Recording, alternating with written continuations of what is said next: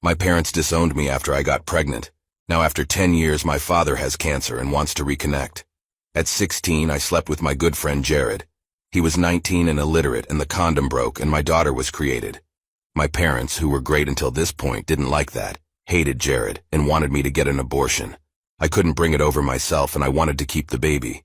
Of course, my parents told me to pack my stuff and leave the house and their lives. So I did. I went to my friend Jared's house, and his parents took me in. They weren't thrilled, but they've said that we all had to help as a new family member was in the making. In that time, my friend and I started to develop feelings for each other. I had my daughter, and about 2 months later, Jared's brother came back into their lives.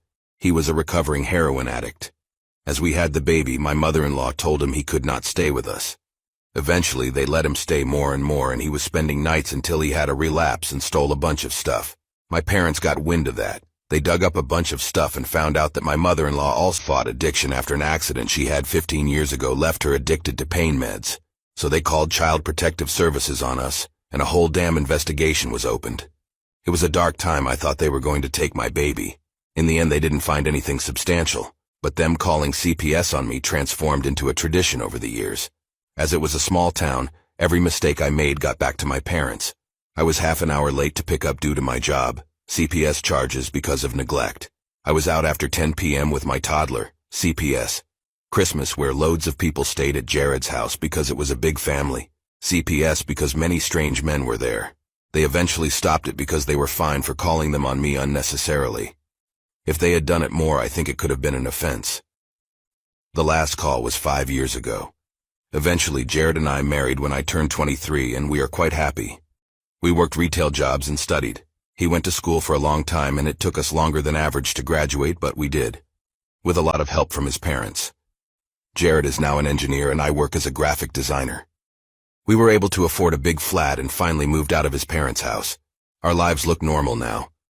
Anyway, a week ago I get a call from my mother who told me my father was diagnosed with terminal cancer and that his ultimate wish is to see me and my daughter again. I don't really know what to do, because while they didn't have to take care of me while I was pregnant, I wish they had at least supported me. And while I get that they were panicking because they thought I was going to be an unfit mother, they made my life hell for all. My fiancé wants his father to go down on me before we get married. My fiancé proposed to me about 8 months ago. We decided on having a relatively small wedding, which is in 2 days. He seems absolutely perfect, and we are very much in love. I have my V card, and so does he. He wanted to save it for marriage, and I wasn't fussed, so I agreed to save it. He has told me earlier that in his family the father checks the V card of the bride the night before the wedding. I laughed this off as it seriously sounds like a massive joke, but no. Turns out he was dead serious. He wants me, the night before, to open my legs up in a small ceremony type thing so his dad can check me, while he, his brothers, and his uncle can watch so that they know I'm still pure.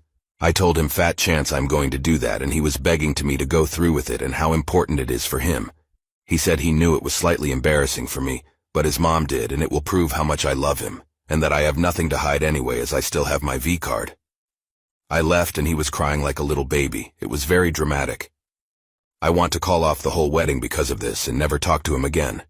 But at the same time, it's only one thing, and other than that we are genuinely perfect for each other, and I don't want to spend my life with anyone else, and it is very important to him and his family. I am currently at my friend's house, and I might stay here for the night. Tomorrow would be our last day as an unmarried couple, and I am straight up panicking. Update: I went and talked to him this morning. I told him that his father is not going to look at me, and he needs to respect that. He was adamant that it needs to happen, and accused me of lying about my V card. I was trying to be calm and rational, but he was not having it, and just became more and more angry. I told him if he really loved me, he would stand by me on this and tell his father no, to which he laid hands on me and said he didn't need to prove anything. I ended it right there and left him. I'm finding out my girlfriend of 1 year is deaf as I'm on the bus on my way to see her for the first time. I met her in a match of League of Legends 2 years ago. We talked a lot, became really close, and basically started dating 1 year ago. We send each other pictures all the time and videos as well, so I never understood her apprehension to FaceTime me. We tell each other everything, I mean everything. She's presented me to her parents, and I know all her family. Today I was going to surprise her by visiting for the first time. I talked with her sister to make sure it was okay. Less than 30 minutes ago I got a text from her, and I'm copying and pasting a translated version. Hey love, You are so sweet and beautiful, and you deserve so much better. I know you are coming because Sarah told me. I'm sorry to ruin your surprise. I'd hate to see your face when you find out. I know we promised to always be truthful, but I've been lying to you all this time." That was her first paragraph, and I was so scared because I thought she was breaking up with me. But then she continued, "You are too caring to ask why I never speak, why I never sent you a voice note. You are just too perfect, and there's no way you'd be with me if you knew." The reason is very simple. I was born deaf. I'm sorry you have to find out this way. I'm just a coward for not telling you sooner. I'll understand if you don't want to be with me anymore. God damn, I was expecting something totally different. And now I'm scared because I've never interacted with a deaf person, and I want to make sure she gets that I love her either way. I'm still in disbelief that she thought it'd be a deal breaker for me. I would do anything to try and make it work, but I hope she feels the same. Fiancé left me after he found out about my college days. I've been with my fiancé for 2 years and engaged for 2 months. I can go on and on about how great he is, but I won't waste your time. He's awesome. Him and my sister's boyfriend have gotten really close over the past year. And they talk at least twice a week, whether it be on the phone or FaceTime, or just hanging out with all 4 of us. Sister has been with her boyfriend since high school, so obviously her boyfriend knows me very well as my dating history. Last weekend, because of the lockdown, we all thought it would be fun to drink and hang out over FaceTime. It was a FaceTime double date, and we all had a blast. Laughing, playing drinking games, we all partied for over an hour. And that's when I was over it and decided to leave the party to call my sister directly without the boys in another room. Well, my fiancée and her boyfriend stayed on FaceTime and continued to get intoxicated together. During this time, I couldn't hear anything because I was in another room and was talking to my sister. Sister's boyfriend goes and tells a bunch of stories about my college days and how many guys I hooked up with. Just so everyone knows, I don't know the actual number. My first 3 years of college was literally one giant party. Not being too descriptive. I admit I was excessive, but at the time it was just what we did.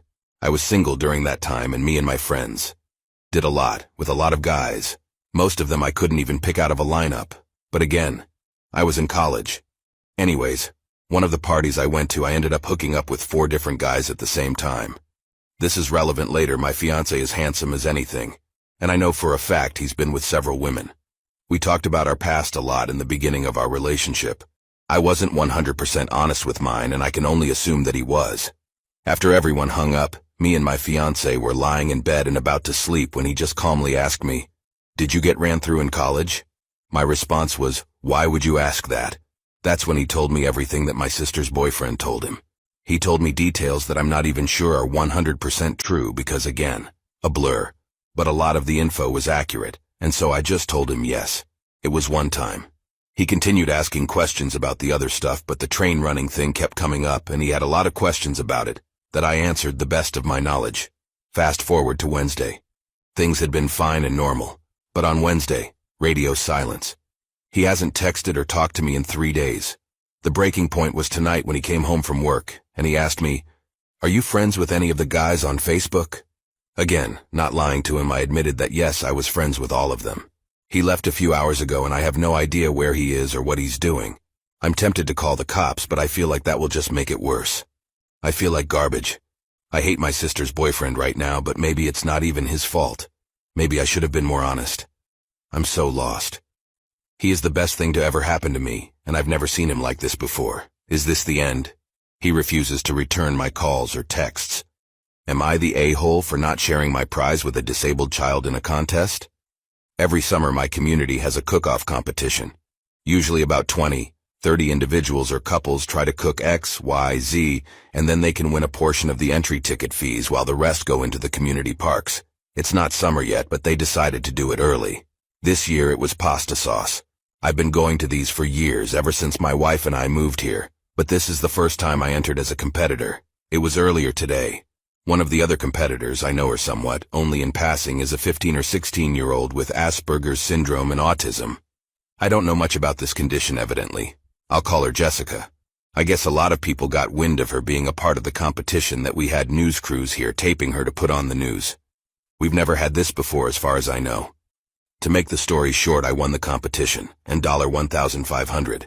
There's no second or third place prize, it's winner takes all. My wife and I were in shock because I like to think of myself as a decent home cook and take pride in my pasta sauce specifically, but to win a contest. We were tickled pink. We celebrated for about 20 minutes when the event organizers came to us. We might be able to guess where this is going, but they asked if we'd give our prize to Jessica as a gesture of goodwill. They said they'd get some publicity since news reporters are here. We obviously said no. $1,500 is a lot of money. So they then asked if we'd like to split it, 50-50 with Jessica. Likewise, we said no. I guess some nearby patrons overheard the conversation and chimed in. Apparently we're a holes and jerks for not sharing the prize at least. After a few moments, there might have been 10 other people all clamoring to us about how we're a disgrace to the community, how we didn't deserve the win, and more. We had to leave and haven't collected our winnings yet. We're meant to tomorrow from the mayor's office. I can't even imagine what's going to happen tomorrow. Are we the a-holes for not splitting our winnings with a mentally handicapped person for a cooking? My granddaughter is lesbian but won't tell us because we are Christians. My granddaughter has changed and is isolating herself from us. I think she is of lesbian descent, but is afraid to tell us because we are religious Christians. How do I tell her that we will still accept her? My granddaughter Lynn is 16 and lives with me, her 67-year-old grandfather, and my wife who's 62 since she was 4 years old. Our daughter, her mother, and her father died in a car accident, and we took her in. But lately Lynn has become very isolated and rude to us. I don't mean with that she always has to respect us because we are older, because this, in my opinion, is a stupid concept, but she sometimes calls us names without any reason or refuses to talk to us or eat anything my wife or I cooked. I should probably mention that me and my wife are Christians and religious. Lynn is not, but we accepted that a long time ago. 2 days ago, some packages for my wife were delivered to the door and I opened the door. Then suddenly my granddaughter comes basically flying down the stairs, grabs one of the packages, and runs up to her room. Lynn then leaves for a walk with a dog, and when I bring the items away to the bathroom, I catch a look through her door and see a rainbow flag hanging on the wall. I'm not someone who likes snooping in people's rooms, so I hold back myself from further investigating her room, and when she comes home I don't say anything. I told my wife and that I thought she might be a lesbian, but my wife reminded me that my daughter never, ever brought anyone home or mentioned anyone, and pretty obviously is not interested in girls. I should also mention that Lynn recently cut her hair short and started coloring it. Something that's normal for teen girls, I guess. I don't know. And neither does my wife. I think we both are just too old and born too long ago to really relate to our granddaughter a lot. There's another thing my wife noticed because I usually don't notice such things. But she told me that Lynn started wearing fewer dresses and skirts and more boy clothes, meaning the shirts you find in the boys department in a store. I don't really mind, but when I saw that rainbow flag I realized that maybe all these changes have to do something with her being a lesbian. Maybe she didn't tell us because she thinks we will not accept her because we are Christians, and both me and my wife were sadly raised in very homophobic times and environments. But humans can change, and although we maybe are old, we are not stupid and changed our minds over the years. Me and my wife definitely will accept Lynn. We love her, and I don't care whom our granddaughter loves as long as she's happy. How can I tell that to Lynn without giving off that I snooped in her room? I obviously didn't really search her room, but I suppose the rainbow flag was not meant for my eyes. I stole over $20,000 in a very creative way in the 90s. I worked at a fast food chain in the 90s when I was in high school. When I worked there, they were in the process of phasing out denominational gift certificates. $5, $10, and $25.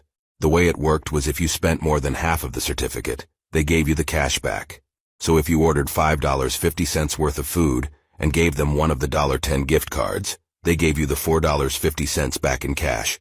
My manager was in charge of destroying all the existing certificates as we transitioned to the more traditional credit card-looking gift cards. So my manager said he shredded the certificates like he was supposed to. But one night when I was closing, I found 2 boxes of the gift cards tucked deep in the dry storage room. They were filled with the certificates that were supposed to be shredded. So I scooped them up, brought them out to the dumpster and trash bags and threw them away. After we closed, I came back and recovered the back and brought the certificates home. I counted them. There were $1,025, $1,010, and $505 certificates. None of them had expiration dates. Total haul was $40,000 in fast food certificates. My manager never said a word. He couldn't. He had reported them destroyed weeks earlier. Over the next 3 years, my girlfriend and I toured every location in our state and the next 4 states ordering food and getting the change. We never kept track on a spreadsheet or anything. but we got good at knowing what menu items were just about half. After the first year, we started saving the change in a chute box and let it build up. I bought my first car for $7,800 cash from the change, and for some reason a kiddie cone was $1.05. If you gave them a $1.05 certificate, they gave you $3.95 back. We threw away a lot of kiddie cones.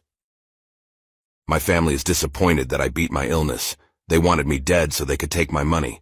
I'm 47 and was diagnosed with cancer about 6 months ago. I don't know what happened, but I was misdiagnosed. It wasn't malignant as the initial diagnosis, and now I'm recovering. I don't know why, but it felt like Mom, who's 73, and my sister, who's 35, weren't all glad about me recovering. I didn't make a fuss, but I told my girlfriend, who's 38, about my observation. She told me not to worry and that they were probably still in shock. However, we were invited to my mom's house last Sunday, and that's when my 12-year-old nephew confirmed my suspicions.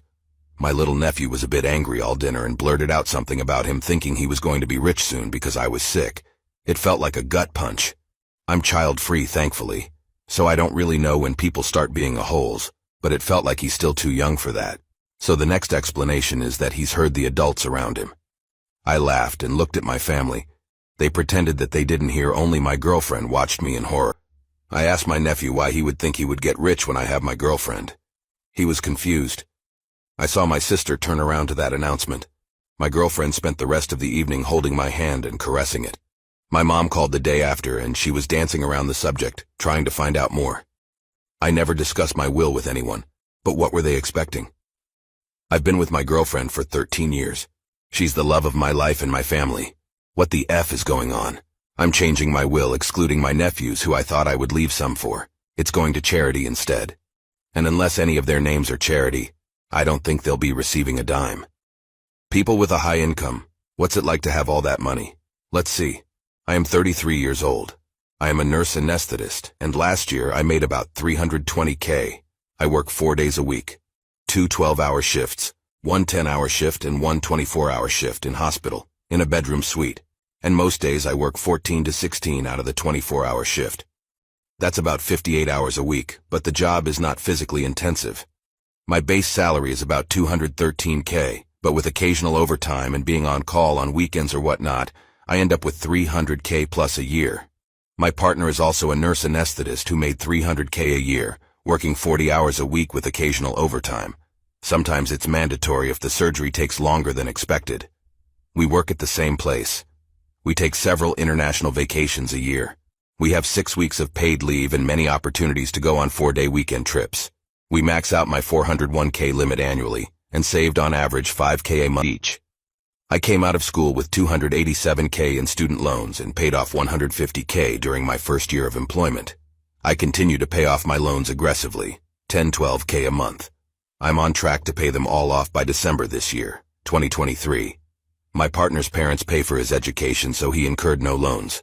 Life is super comfortable. Our monthly combined income is about $32K a month after taxes. We make it a point to keep our costs low because we want to retire early. We live in a 3-bedroom, 2-bath apartment, paying around $2,400 a month. We will eventually buy a house, $700K or less. We do not have car payments. We own a Honda and a Nissan. I bought a house under my name from my parents, and I comfortably make payments on their mortgage of $1,000. So what's it really like? Priceless peace of mind, more money available, less stress, less fighting with your spouse, less family drama, more time to exercise, eat right, travel, read a book, help a friend or family in need. We do not intend to change our way of living. I hope I have answered your question. What's the darkest secret you found out about a family member relative? My dad was born in rural Texas in 1915.